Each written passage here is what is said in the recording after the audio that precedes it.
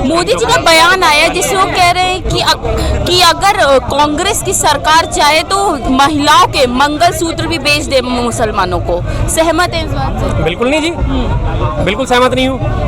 वही आधी अधूरी बात हमेशा की तरह उन्होंने मोदी जी ने करी है। क्या अपने घोषणा पत्र में कहीं भी उन्होंने लिखा इस बात को? क्या उन्होंने बोला इस बात को? क्या किसी नेता का बयान है कि हम आपके मंगलसूत्र बेच के और मुसलमानों को देंगे? अल्टीमेटली वही है कि लास्ट एंड फाइनल उनके पास मुद्दे बचे नहीं, आ गए अपनी औकात पे, आ गए हिंदू मुस्लिम करने पर। बस यही उनके पास एक आखिरी हथियार होता है और इस बार जनता उनके झांसे में आने वाली है नहीं। आखिरी हथियार जो उन्होंने अपना चलना था वो चल दिया। अब इसके पास उनके पास कोई कुछ नहीं बचा। इससे पहले वो बड़ा कोशिश में थे, सोच रहे थे राम मंदिर का हमें बेनिफिट मिल जाएगा। राम मंदिर बन गया, लोगों की आस्था पूरी हो गई, लोगों ने अपनी आस्था पूरी कर ली और काम हो गया पूरा उनका। उसके बाद लेकिन वो वोट में कन्वर्ट नहीं हुआ। लास्ट फिर ले देके वो इसी बात पे आ गए, हिंदू मुस्लिम हिंदू मुस्लिम हिंदू मुस्लिम। और उसके पास उनके पास अलावा कुछ बात करने को होती नहीं है, विकास उनके पास होता नहीं है, कुछ अपनी उपलब्धियां गिनाने के नाम पे कुछ होती नहीं है, या फिर वो किसी ना किसी सहारे लास्ट एंड फाइनल आ जाते हैं अपने। जैसे कि अब आ गए हैं कि मुस्लिम मुस्लिम मुस्लिम खुल के कह रहे हैं। और इस मामले में चुनाव आयोग का जो है रवैया है वो बिल्कुल भी एक तरफा है जी। अच्छा, ये भी मोदी जी का ये भी बयान है जिसमें उन्होंने कहा कि अगर कांग्रेस की सरकार अभी होती तो वो अभी भी कहीं ना कहीं भ्रष्टाचार करने के तरीके ढूंढ रही होती। भ्रष्टाचार करने के तरीके ढूंढ रही होती। हाँ। अच्छा, फिर मोदी जी उनसे सीख लेते, उनसे ट्यूशन लेते, फिर उन भ्रष्टाचारियों को अपने अंडर में डालते। अच्छा। जैसे कि वो सामने जब तक अपोजिट में जितने भी भ्रष्टाचारी हैं उनको पकड़ के अपने उसमें पार्टी में ले लेते हैं, फिर वो भ्रष्टाचारी उनके सारे सगे हो जाते हैं। भाई सगा कौन है? आपने तरीके तो आपने ढूंढे। इलेक्ट्रल बॉन्ड आज की डेट में सबसे बड़ा घोटाला, इलेक्ट्रल बॉन्ड का सबसे बड़ा घोटाला, जिसके लिए मोदी जी ने शुरुआत करी थी 2017-18 में। जेटली साहब लेके आए थे इसको, इलेक्ट्रल बॉन्ड को। और उसके बाद अब ये निर्मला सीतारमण जी का आपने बयान देखा ना, वो कह रही है कि अगर हम फिर से सत्ता में आए तो इलेक्ट्रल बॉन्ड को हम दोबारा से लॉन्च करेंगे। तरीके कौन ढूंढता है? कैसे तरीके ढूंढता है? ईडी के डंडे फटकार के लोगों से चंदा ले रहे तरीके बीजेपी ढूंढ रही है, कांग्रेस ढूंढ रही है। कांग्रेस के तो आपने खाते तक फ्रीज करा दिए थे, चंदा लेने तक के लिए आपने उनको नहीं छोड़ा। आप कह रहे हो कि कांग्रेस भ्रष्टाचार के नए तरीके ढूंढती। तरीके तो रोज नए नए आप निकालते हो, कभी पीएम केयर फंड के नाम से निकालते हो, कभी इलेक्ट्रल बॉन्ड के नाम से निकालते हो। आज के इतिहास का सबसे बड़ा 75 सालों के इतिहास का सबसे बड़ा घोटाला है पीएम केयर फंड, जिसमें आपने दुनिया भर से पैसा तो ले लिया, उस पैसे का 1 रुपए का आपने किसी को हिसाब किताब दिया आज तक कभी भी? कितना पैसे जमा हुआ और कितना आपने खर्च करा? आजाद होने के बाद से समझिए, देश आजाद होने के बाद से जैसे ही कांग्रेस के पास सत्ता आई थी ना 1951 में, मुंहदड़ा स्कैंडल घोटाला कर दिया था कांग्रेस ने। इसके बाद जब एंटी इनकम्बेंसी की लहर आई है ना, आखिरी कांग्रेस का घोटाला था अगस्ता हेलीकॉप्टर घोटाला। उसके बाद जनता जागरूक हुई है जब देश के 55 साल कांग्रेस देश को लूट चुकी थी। आप कांग्रेस के प्रवक्ता के तौर पर डेली लोगों को कन्विंस करने की जो कोशिश कर रहे हैं ना, युवा, किसान, गरीब और महिला आपकी बातों में नहीं आने वाली है। आप समझने की कोशिश करिए।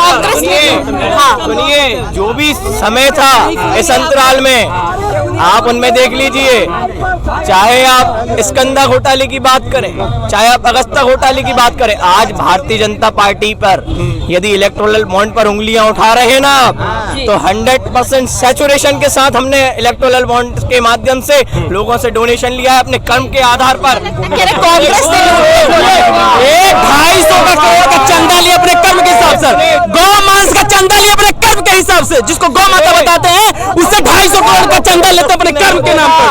अब पाकिस्तान से चंदा लेते अपने कर्म के नाम पर। मैं एक बताता हूँ, कल तक जो मंत्री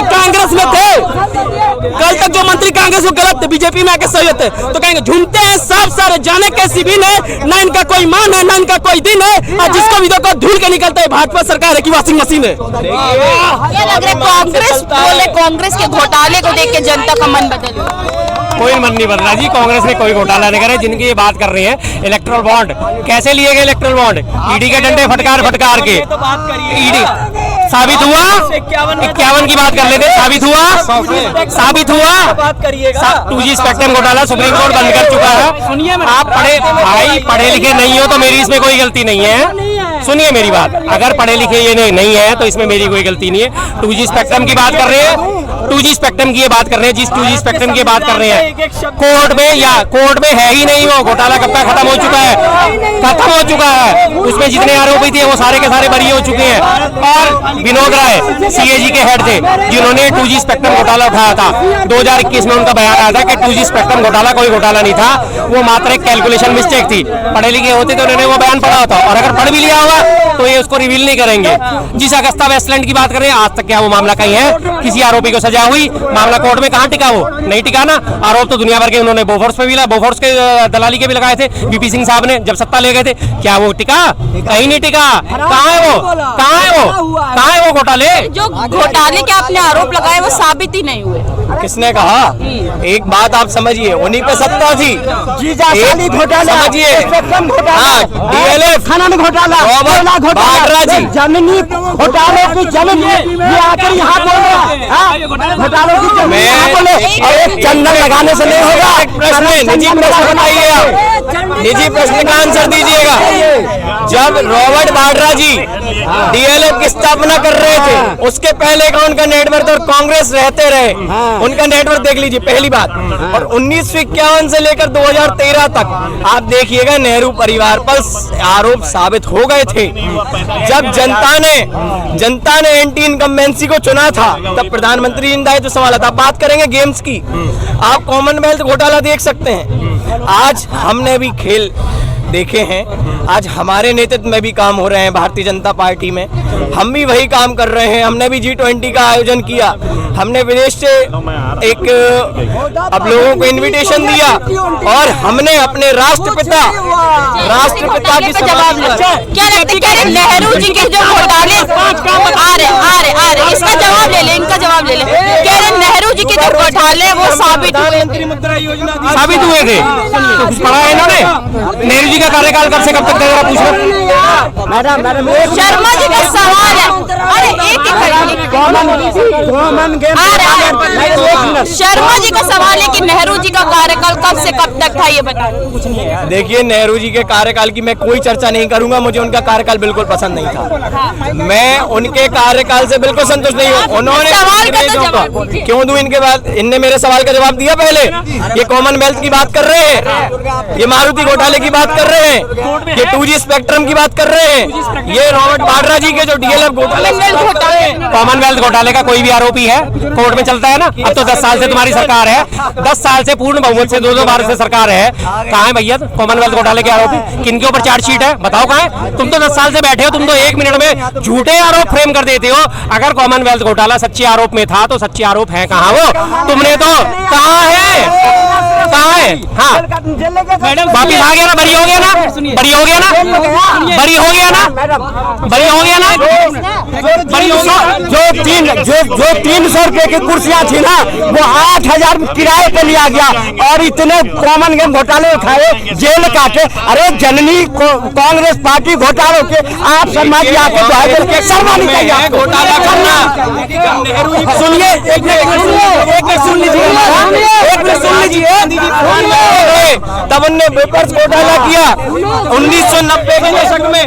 मोदी जी की गारंटी, मोदी जी की, गांधी जी, सुनिए, चाइना का माल, सुनिए, चाइना का माल और मोदी जी की जुबान की कोई गारंटी नहीं है, कब बदल जाए कोई जानता नहीं है। 400 के, सुनिए, अरे 400 की नारा की बात कर रहे हैं। पुलवामा में ब्लास्ट में 300 आइडिया कहाँ से पता नहीं चल पाया, लेकिन 400 सीट जीते इनको पता चल गया।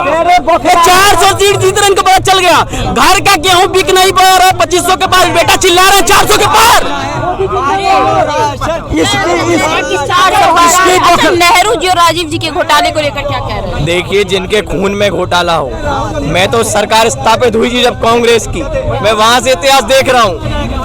मैं आपको बार बार नहीं कहना चाहता एक बात, आप देखिए, नेहरू घोटाला कर दिया था, आते घोटाला कर दिया था। 196 करोड़ रुपए की संपत्ति दान की थी नेहरू जी ने, आते 1951 में घोटाला कर दिया था। किस बात कर रहा? कम पड़ जाएंगे घोटालों की संख्या देखकर, आप भूल जाएंगे। आज आप 10 साल से सरकार किसकी है? देश का कर्जा पूछिए कितना है, देश का कर्जा पूछिए कितना है, चले देश का कर्जा बताइए कितना है। नेहरू जी कह रहे नेहरू जी और राजीव जी के समय में इतने घोटाले थे कि नंबर भूल गए। देखिए जी, सबसे पहली बात मेरी एक ही बात को बल मिलता है, इन लोगों के पास अपनी सरकार के काम गिनाने के लिए कुछ नहीं है। 0 नील बटा नील, लास्ट एंड फाइनल क्या होता है, जैसे इनके लीडर, जैसे इनके नेता आज से सीधा 55 साल पहले, 50 साल पहले, 60 साल पहले, 70 साल पहले पहुंच जाते, वही हालत इनकी है।